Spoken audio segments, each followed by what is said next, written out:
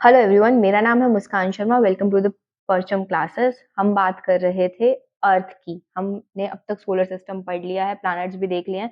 अब हम quickly without wasting time अर्थ पे आएंगे। होपफुली आपने पिछले वाली क्लास देख ली होगी, उसे कम्प्लीटली रिवाइज कर लिया होगा। अगर नहीं किया है तो डू इट फर्स्ट, क्योंकि उसी से आपका इसके लिए बेटर लिंक बनेगा। ऐसा नहीं है समझ नहीं आएगा, आ जाएगा, बट हमने ट्रिक्स बहुत सारी मेजर जो इसमें यूज होने वाली है वो पहले वाली क्लासेस में कवर कर लिया। तो go and watch that. So let's start with the earth. इससे पहले हम वीनस तक सब कुछ कवर कर चुके हैं प्लैनेट्स का। अर्थ की बात करते हैं। तो अर्थ मैंने याद किया था कि अर्थ तो साइज भी और मास में पांचवी पास है ना। तो साइज में भी लार्जेस्ट फिफ्थ पे हो जाएगी, मास के टर्म में भी अर्थ फिफ्थ पे आ जाएगी, ये तो मेरे को पता ही था।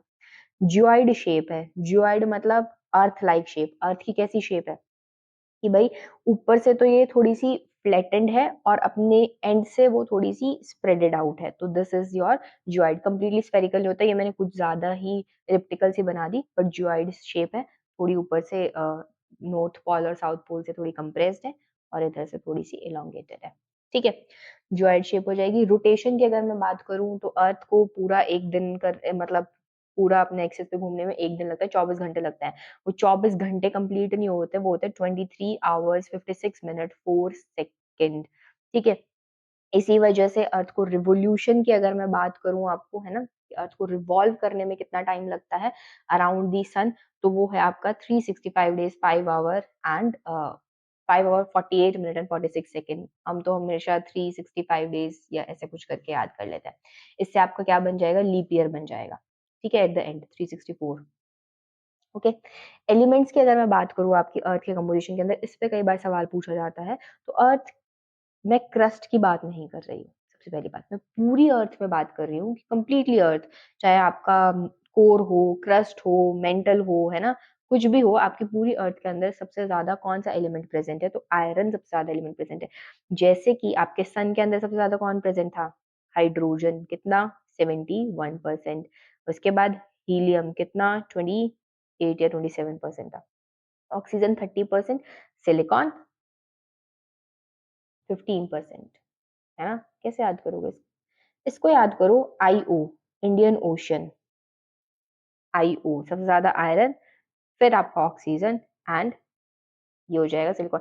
आईओएस भी याद कर सकते हो, ये एप्पल वाले होते हैं, वो शायद आईओएस ही सॉफ्टवेयर होता है, आईओएस, है ना। तो इंडियन ओशन वाला कॉन्सेप्ट छोड़ो, आईओएस से याद कर लो। सबसे ज्यादा आयरन, फिर oxygen and then silicon. Silicon 15, मतलब ये 30 था, ये 15 है, तो हाफ है उसका। मून की बात करते हैं। सिर्फ एक लौती नेचुरल सैटेलाइट है अर्थ की। फिफ्थ लार्जेस्ट सैटेलाइट है आपके सोलर सिस्टम के अंदर। तो सवाल उठ जाता है, लार्जेस्ट सैटेलाइट कौन सी है फिर नेचुरल सोलर सिस्टम के अंदर?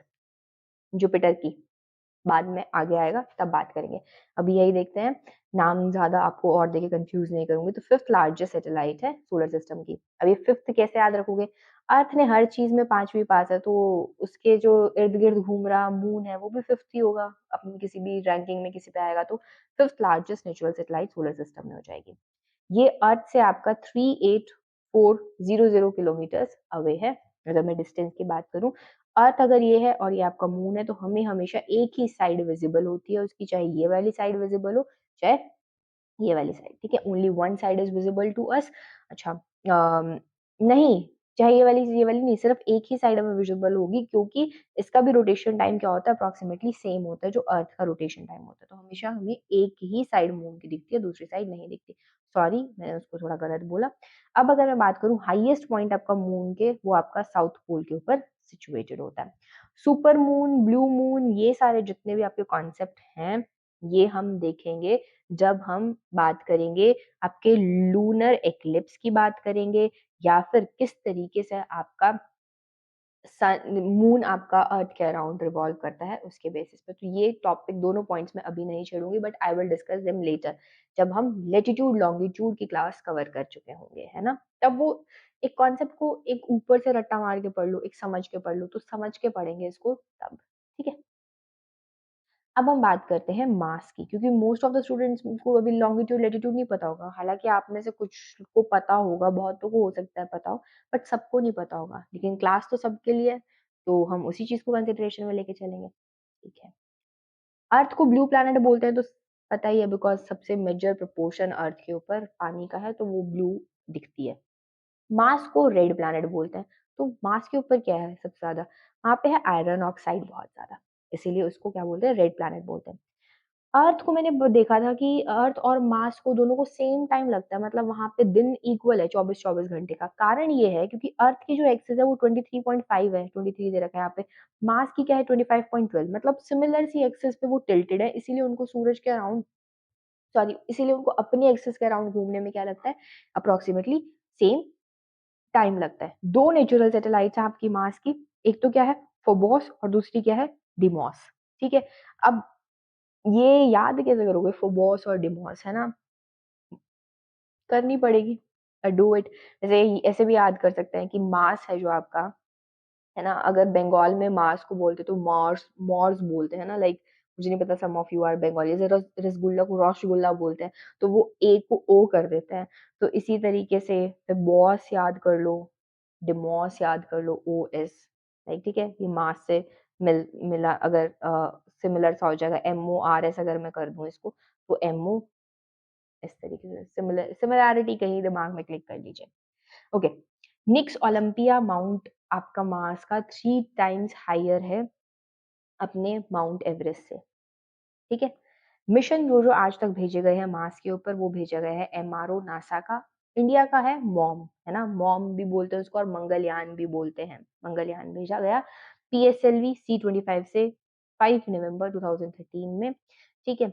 नासा ने जो मिशन भेजा था, अब हम क्या करते हैं जब भी कोई सैटेलाइट को लॉन्च करते हैं, मिशन भेजते हैं, उसके बाद एक लैंडर होता है उसके अंदर और एक रोवर होता है। लैंडर ऑर्बिट करता है, रोवर उसके ऊपर, सॉरी, एक ऑर्बिटर होता है, एक लैंडर होता है, एक रोवर होता है। आपका ऑर्बिटर जो था वो क्या हो गया? एमआरओ हो गया। ठीक है। जो कि आपके मार्स को ऑर्बिट करेगा, उसके चक्कर लगाएगा। ठीक है। लैंडर जो उसके ऊपर लैंड करेगा, पहुंच गया। रोवर क्या होगा? इस लैंडर से उतर के जो ट्रेवल करता है और डाटा इंफॉर्मेशन को कलेक्ट करता है, वॉन्डर करके उसके ऊपर। तो मार्स के ऊपर जो लैंडर भेजा गया था वो फीनिक्स था, और रोवर भेजा गया था वो कौन सा था? क्यूरियोसिटी था। ये आपको याद करना है। अब बात करेंगे जुपिटर साहब की। अब जुपिटर, अब हम कहाँ, अब किन पे आ गए हैं? जोवियन प्लैनेट्स के ऊपर आ गए हैं, मतलब these are the gaseous planets. तो जुपिटर के बाकी जो नेम है वो है lord of heavens and the miniature solar system. इसको मिनिएचर सोलर सिस्टम पता ही हुए थे। इतने सारे तो इसके मून्स है खुद के, इतना इसका लार्ज साइज है, इस वजह से it is known as the miniature. Although moons किसकी नेचुरल सैटेलाइट ज्यादा किसकी है? एल्मी सेट्रन की ज्यादा है, but still it is known as the miniature solar system. ये आपका लार्जेस्ट प्लैनेट है आपका सोलर सिस्टम के अंदर। इसके और इसको रोटेट करने में सबसे कम टाइम लगता है 9.8 आवर्स। फास्टेस्ट रोटेशन बोलेंगे इसका मतलब।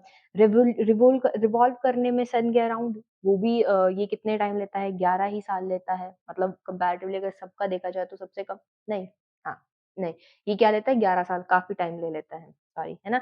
इसके मून्स कितने हैं? 79 मून्स है। 4 लार्जेस्ट नेचुरल सैटेलाइट है इसकी। कौन कौन सी है? ईओ, आयु, ठीक है, कैलिस्टो, गैनमेडी एंड यूफोरा। अब यही बात मैंने क्या बोला था, मून आपका fifth largest planet, fifth largest natural satellite थी। तो लार्जेस्ट सैटेलाइट कौन सी हो जाएगी नेचुरल, यानी लार्जेस्ट मून सोलर सिस्टम के अंदर कौन सा है? गैनीमेडी। ठीक है। ओके। अब ये कैसे याद रखोगे? वैसे तो आपके बहुत सारे मून्स हैं, बट 4 मून्स जो गैलीलियो ने डिस्कवर किए थे, जिनको गैलीलियन मून्स भी बोलते हैं, इन 1610 के अंदर, वो 4 मून्स ये थे जो 4 लार्ज नेचुरल सैटेलाइट हैं। अब इसके लिए एक ट्रिक बताती हूँ। जैसे कि इंडिया से बहुत सारे लोग आउट माइग्रेट करते हैं, मतलब इंडिया छोड़ के फॉरेन कंट्रीज के अंदर जाते हैं, और मोस्टली जो जाते हैं पंजाबी जाते हैं। ठीक है। कहाँ? कनाडा की तरफ, यूके की तरफ, इधर ज्यादा ट्रेंड उनमें, वैसे ऑल दो आजकल हम सब जाने लगे हैं। तो इसको याद करेंगे, पंजाबी क्या करते हैं? गल करते हैं, उनकी बात नहीं होती, उनकी गल्ला होती है ना, गल, है ना? तो गलेली से याद कर लेना, गल। ठीक है। अब बाहर जाना होगा इससे, मतलब अगर मैंने पंजाबी में कुछ यूज करा है तो मैं कहीं बाहर जा रही हूँ, मैं कहाँ जाने की सोचूंगी? यूरोप। ठीक है। तो यूरोप से आप क्या याद करोगे? यूफोरा। कहाँ के लोग जा रहे हैं? इंडियन ओशियन के, है ना? आईओ, इंडियन ओशियन के लोग, है ना? क्या करने? अपना ज्ञान बांटने। सिर्फ इंडियन ओशियन के लोग कॉल पे ही अपना ज्ञान नहीं देते, वो लोग यूफोरा मतलब यूरोप भी जाते हैं, यूरोप जैसी कंट्रीज में भी जाते हैं, टू स्प्रेड देयर ज्ञान, ज्ञानी में, ज्ञान में भी करके। ठीक है। ऐसे कुछ ट्रिक्स से आप याद कर लेना। मिशन की अगर मैं बात करूं तो यहाँ पे जो मिशन भेजा गया था वो वोजर मिशन था, और इसने ये फाइंड आउट किया कि जो रिंग्स हैं आपके जुपिटर की, वो सिलिकेट से मिलके बनी है। किससे मिलके बनी है? सिलिकेट से। नेक्स्ट आपका जो प्लैनेट आता है that is your Saturn. Saturn is also known as the globe of the gases, and it is known as the galaxy-like planet. It is known as the galaxy-like planet because बहुत इसकी rings बहुत beautiful सी होती हैं, और Galaxy जैसे आपको मैंने ये नहीं दिखाया था कि भाई साइड से आपकी बीच में ब्लज है, साइड से आपका एक्सियल है, ये सब तो वो एक गैलेक्सी जैसा सा, मिल्की वे गैलेक्सी जैसा सा ही दिखता है, तो इसको गैलेक्सी लाइक प्लैनेट भी बोलते हैं। इसके अंदर complete system of planetary rings होता है जो अर्थ से भी विजिबल है, ए बी एंड डी, मतलब कंप्लीटली रिंग्स के अलग अलग पैटर्न्स है। आपका सेट्रन का जो कलर है वो येलोइश कलर का प्लैनेट है ये। इसका कारण ये है क्योंकि यहाँ पे बहुत ज्यादा अमोनिया प्रेजेंट है। सैटर्न के अंदर क्या प्रेजेंट है? अमोनिया प्रेजेंट है। ओके, अब हम बात करेंगे, इसके पास मैक्सिमम नेचुरल सैटेलाइट्स हैं। इसके कुछ सैटेलाइट्स के नाम याद करने की कोशिश करते हैं। ठीक है, अब सैटर्न के ऊपर अभी गैलेक्सी जैसा प्लैनेट है ना, और इसके ऊपर आपको मून से याद करने की कोशिश करनी है इसकी नेचुरल सैटेलाइट। तो एक टाइटन है, रिया, फॉबी, कैसिनी। ठीक है, अब एक एक स्टोरी लाइन याद करते हैं। Let us suppose someone wants to propose Riya. ठीक है, set on Saturday, on Saturday. ठीक है, सैटरडे से आप क्या याद रखेंगे? Saturn. Someone want to propose the Riya को प्रपोज करना है इन टाइटैनिक स्टाइल। कौन से स्टाइल में? टाइटैन के स्टाइल में, टाइटैनिक स्टाइल। लेकिन उस चीज को, उस बंदे को है ना, इस चीज का फोबिया बहुत ज्यादा रखा है। फोबिया होता है डर, है ना, कि ये कैसे होगा, कैसे नहीं, how it will be possible कि मैं रिया को प्रपोज कैसे कर दूंगा।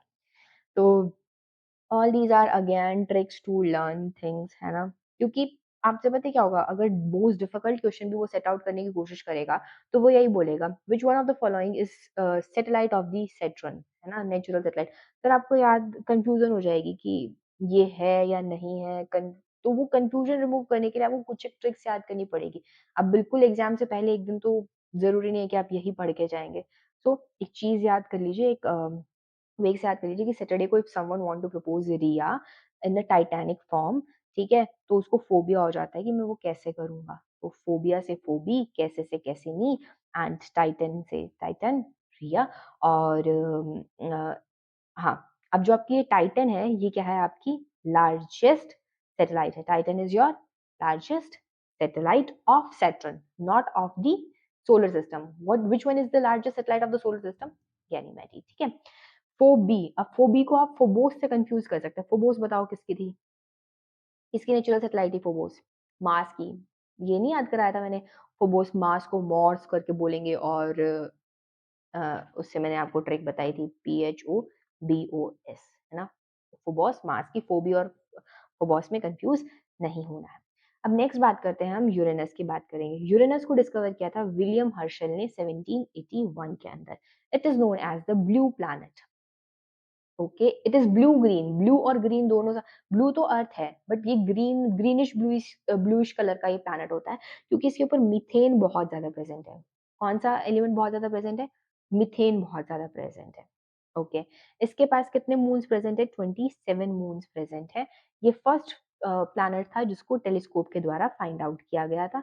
ये रोटेशन, अगर मैं इसकी बात करूं, ये आपका कंप्लीटली अपनी एक्सिस पे जो रोटेट, जैसे नॉर्थ और पोल ऐसे रोटेट करता है ना, नॉर्थ पोल साउथ पोल पे रोटेट नहीं करते, ये कंप्लीटली नॉर्थ पोल और साउथ पोल पे रोटेट करता है, बिकॉज ऑफ ये 90 डिग्री 98 डिग्री इंक्लाइंड है अपने ऑर्बिट से। ठीक है, रोटेशन की बात करूं 17 आवर्स लगते हैं, और रेवोल्यूशन में 84 अर्थ डेज लगते हैं। नेपच्यून की बात करेंगे अब हम। तो नेपच्यून को डिस्कवर किया था आपके एक जर्मन एस्ट्रोलॉजर ने ऑन 23 सितंबर 1846 के अंदर। ये कोल्डेस्ट प्लैनेट भी और विंडीएस्ट प्लैनेट भी है। यहाँ पे बहुत ज्यादा आपको विंड देखने को मिलेगी। ठीक है, बहुत ज्यादा कोल्ड विंड देखने को मिलेगी।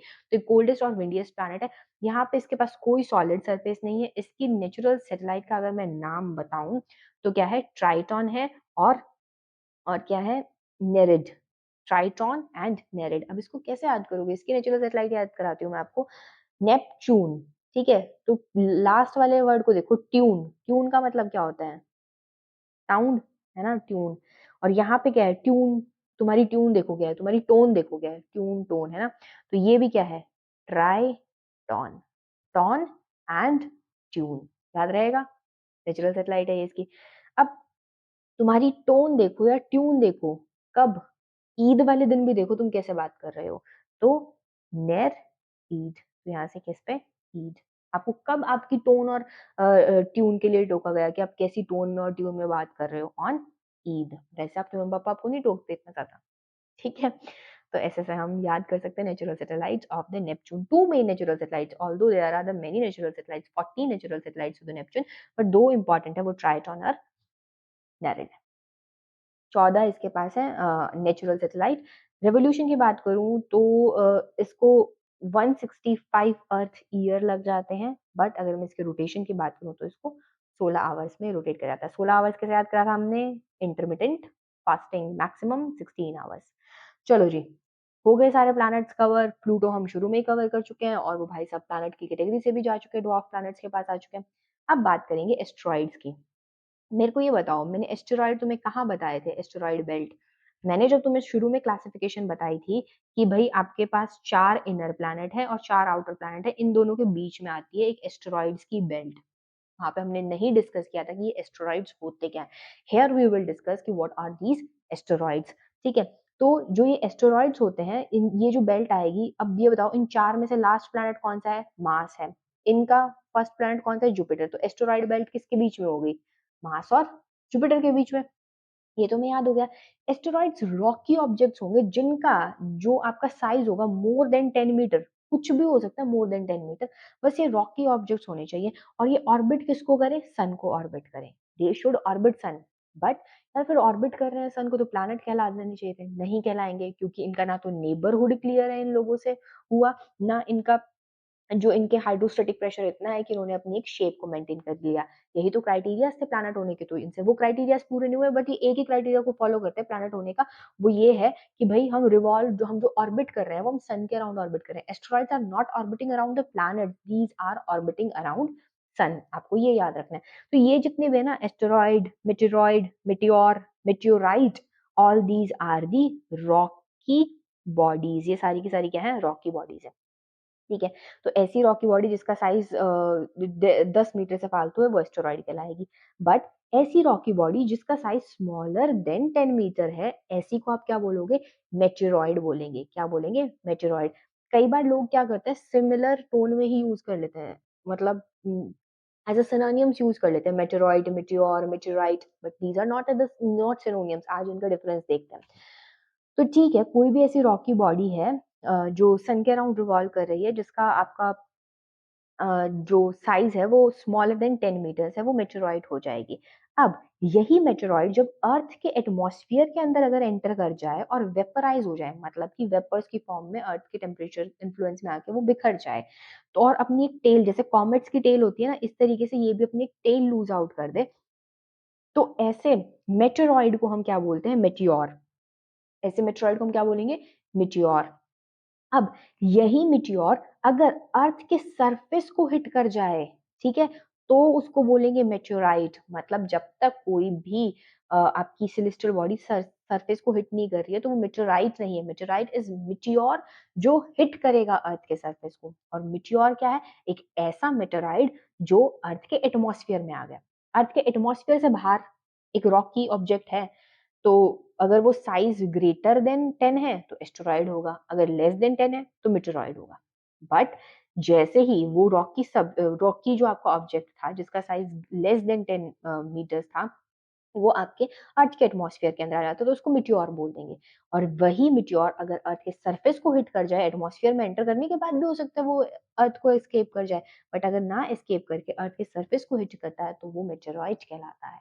होपफुल होपफुली आपको ये डिफरेंस, जो एक बेसिक सा डिफरेंस है, क्लियर हो गया होगा। यहाँ से आप देख भी सकते हैं, मैंने 1 मार्क करा है मेटेरॉइड को, 2 मिट्योर को एंड 3rd मेटेरॉइड को।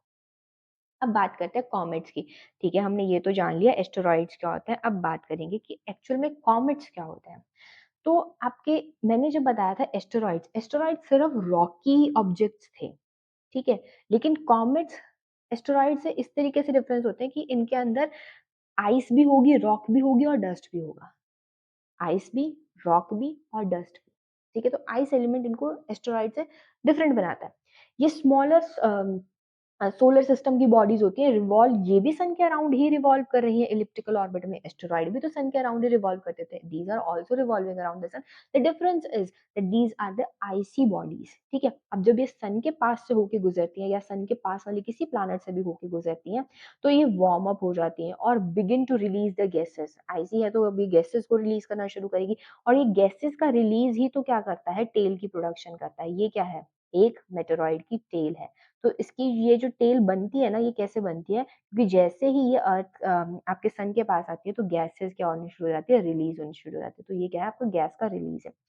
टेल हमेशा, अगर आपका सन यहाँ पे है तो उससे अपोजिट डायरेक्शन में टेल बनेगी। कभी भी ऐसा नहीं है कि आपकी, क्योंकि गैसेस का रिलीज होना है ना, तो सरफेस पे तो हीट तो सबसे ज्यादा इस साइड लग रही है, तो होना तो ये चाहिए था कि यहाँ से गैसेस रिलीज हो, इस साइड कॉमेट की टेल बननी चाहिए, बट क्या बन रही है, अपोजिट डायरेक्शन में बन रही है। It is forming in the opposite direction because of the radial pressure, क्योंकि इसके ऊपर क्या लग जाता है, रेडियल प्रेशर लगता है। और ये आपकी जो टेल होती है वो मिलियंस ऑफ किलोमीटर लॉन्ग होती है। एक बहुत कॉमन आपका कॉमेट है हेली कॉमेट, जो अर्थ को हर 76 ईयर के बाद अर्थ से होके गुजरता है, जो हमें दिखता है। लास्ट टाइम ये 1986 के अंदर इसकी विजिबिलिटी को देखा गया था। अब जो लास्ट सेगमेंट है that is your Kuiper belt. ठीक है, अब शुरू में मैंने बात करी एक एस्टेरॉइड बेल्ट होती है। Asteroid belt was present between your Mars and Jupiter.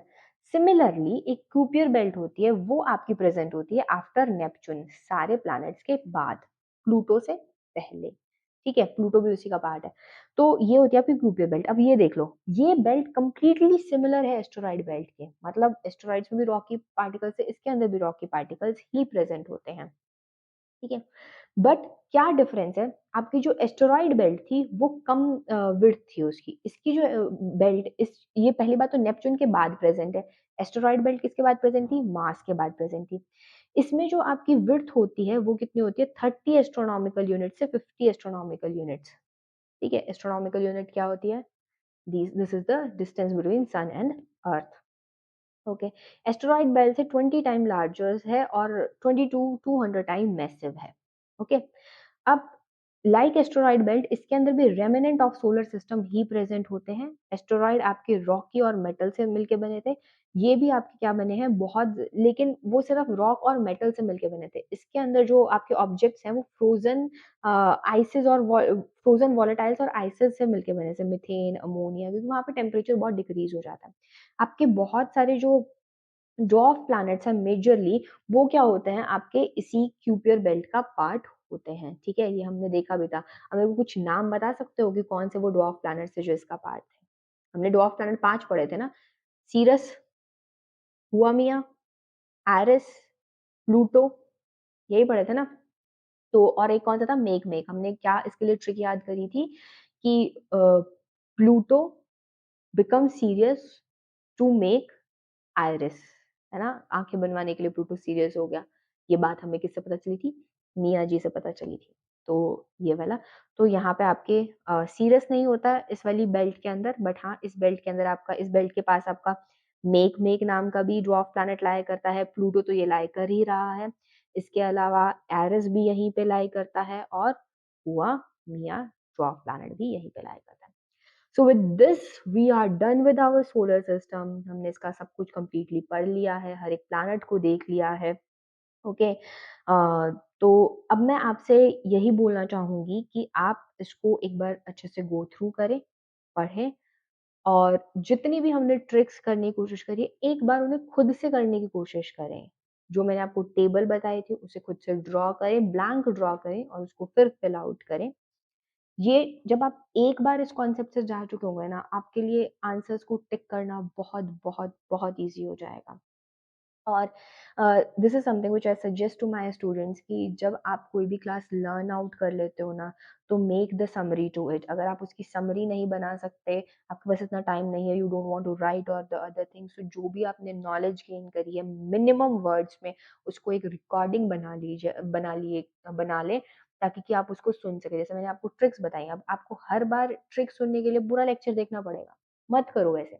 Do one thing, आपने ट्रिक्स कर ली, आपने याद कर लिया, अब एक बार जब अच्छे से आपको दिमाग में बैठ गया है, जब आप बहुत बार मिस्टेक्स नहीं कर रहे, तो एक बार उसको रिकॉर्ड कर लो। 5-6 मिनट की आपकी क्लिप बनेगी ऑडियो की, 10 की बन जाएगी, बट आपको क्विकली वो रिवाइज़ हो जाएगा at the end of it. So do this, okay?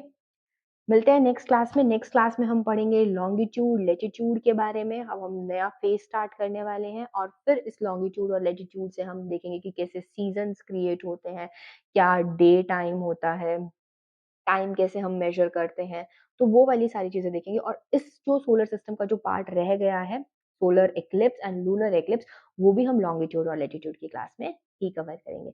Till the time, stay healthy and keep learning.